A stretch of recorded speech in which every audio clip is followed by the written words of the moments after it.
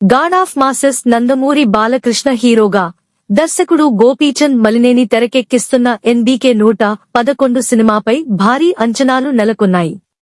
Veera Simha Reddy success తర్వాత ఈ కాంబోపై fans లో హైప్ కొనసాగుతోంది. అయితే తాజాగా ఈ ప్రాజెక్ట్ లో హీరోయిన్ గా భావించిన నయనతార తప్పుకుంటున్నారన్న రూమర్స్ హాట్ టాపిక్ గా మారాయి.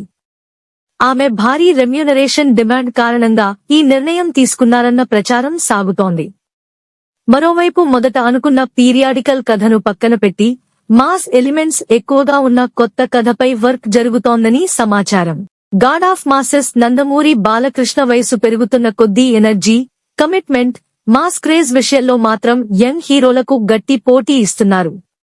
అఖండతో మొదలైన హిట్ పరంపర వీరసింహారెడ్డి, భగవంత్ కేసరి, డాకు మహారాజ్ వరకు కొనసాగుతూ బాలయ్య మార్కెట్ను మరింత బలపరిచింది.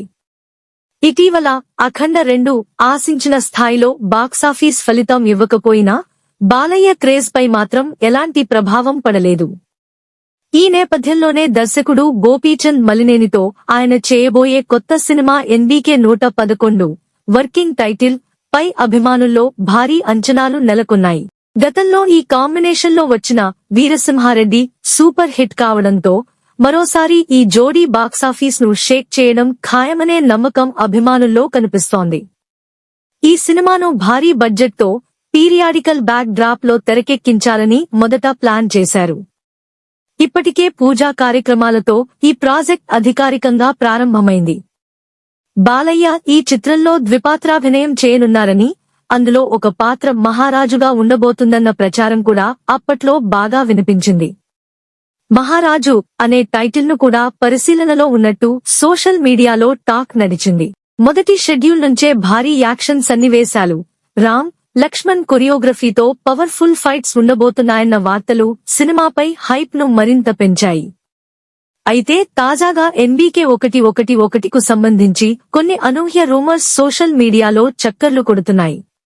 ఈ సినిమాలో బాలయ్య సరసన లేడీ సూపర్ స్టార్ నయనతార నటించాల్సి ఉండగా ఆమెను ఈ ప్రాజెక్ట్ నుంచి తప్పించే అవకాశాలున్నాయన్న ప్రచారం జోరుగా సాగుతోంది.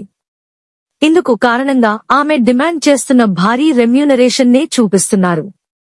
విశ్వసనీయ సమాచారం ప్రకారం ఈ సినిమా కోసం నయనతార దాదాపు 8 కోట్ల రూపాయలు రెమ్యూనరేషన్ కోరిందట. ఇప్పటికే స్క్రిప్ట్ దశలోనే బడ్జెట్ భారీగా పెరుగుతున్న నేపథ్యంలో నిర్మాతలు ఖర్చులపై జాగ్రత్త పడాలని నిర్ణయించుకున్నారట. నయనతార స్థానంలో మరో హీరోయిన్ ను తీసుకుంటే ₹1 నుంచి 2 కోట్ల వరకు ఇస్తే సరిపోతుందని, దీంతో దాదాపు 6 కోట్ల రూపాయలు వరకు బడ్జెట్ సేవ్ అవుతుందని మేకర్స్ ఆలోచిస్తున్నారన్న టాక్ వినిపిస్తోంది. అయితే ఈ విషయంలో ఇప్పటివరకు అధికారిక క్లారిటీ మాత్రం రాలేదు.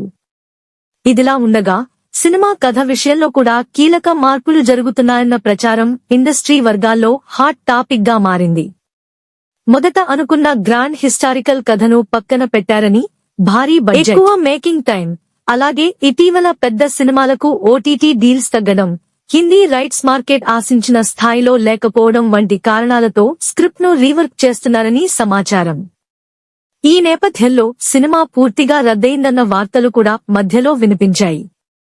అయితే అవన్నీ అవాస్తవాలని, ప్రాజెక్ట్ క్యాన్సిల్ కాలేదని గోపీచంద్ మలినేని బాలయ్యకు కొత్త స్టోరీ లైన్ వినిపించారని తెలుస్తోంది. అది బాలయ్యకు నచ్చడంతో ప్రస్తుతం ఫుల్ స్క్రిప్ట్ వర్క్ కొనసాగుతోందట.